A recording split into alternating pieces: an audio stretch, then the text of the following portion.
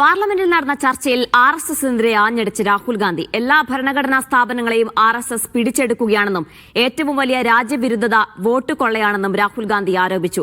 ഭരണഘടന ഇല്ലാതാക്കിയത് കോൺഗ്രസ് ആണെന്ന് ആരോപിച്ച് രാഹുൽ ഗാന്ധിയുടെ പ്രസംഗം ഭരണപക്ഷം തടസ്സപ്പെടുത്തി. So it's obvious that the RSS has to capture all the institutions that have emerged from them. So the project after Gandhiji's assassination, the next step of the project was the wholesale capture of India's institutional framework.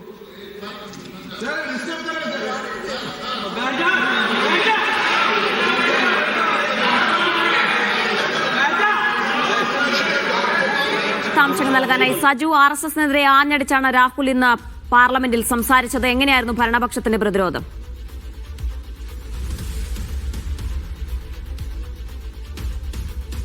Ajeena, ഇന്ന് SIR-മായി ബന്ധപ്പെട്ടുള്ള ചർച്ച ലോക്സഭയിൽ ആരംഭിച്ചിരിക്കുകയാണ്. 10 മണിക്കൂറാണ് SIR-മായി ബന്ധപ്പെട്ട ചർച്ചയ്ക്ക് കേന്ദ്ര സർക്കാർ അനുമതി നൽകിയത്.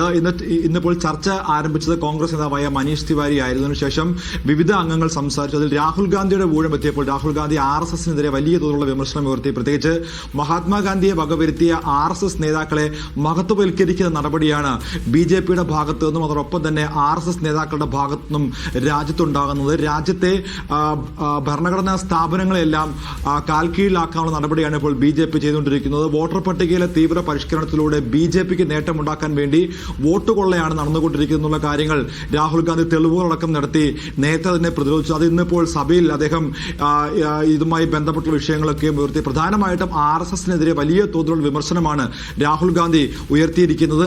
RSS പിന്തുടരുന്നത് അരാജകത്വമാണെന്നും സമത്വത്തെ ഒരിക്കലും അവർ പിന്തുടരുന്നില്ല, രാജ്യത്തിന്റെ ഐക്യതയും അഖണ്ഡതയും സംരക്ഷിക്കാൻ വേണ്ടിയാണ് കോൺഗ്രസ് ഒപ്പമുള്ളത്. പക്ഷേ അതിനെയൊക്കെയും നിഷ്ക്രിയമാക്കുന്ന രീതിയാണ് ഇപ്പോൾ BJP-യുടെയും കേന്ദ്ര സർക്കാരിന്റെയും ഭാഗത്തുനിന്ന് ഉണ്ടാവുന്നത്.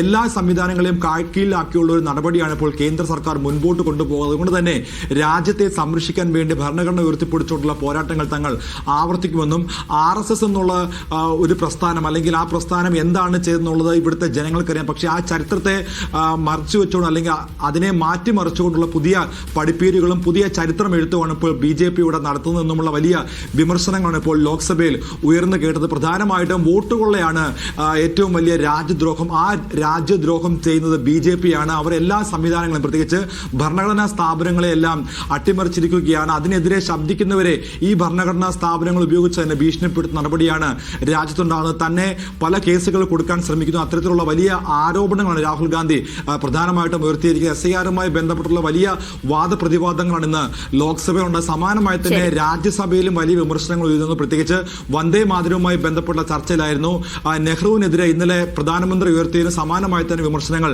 ആഭ്യന്തരമന്ത്രി അമിത്ഷായും ഉയർത്തിയത്. എന്തായാലും കൃത്യമായിട്ട് തന്നെ മറുപടിയാണ് കോൺഗ്രസ് അധ്യക്ഷൻ മല്ലികാർജ്ജുൻ ഖാർഗെ കൊടുത്തത്.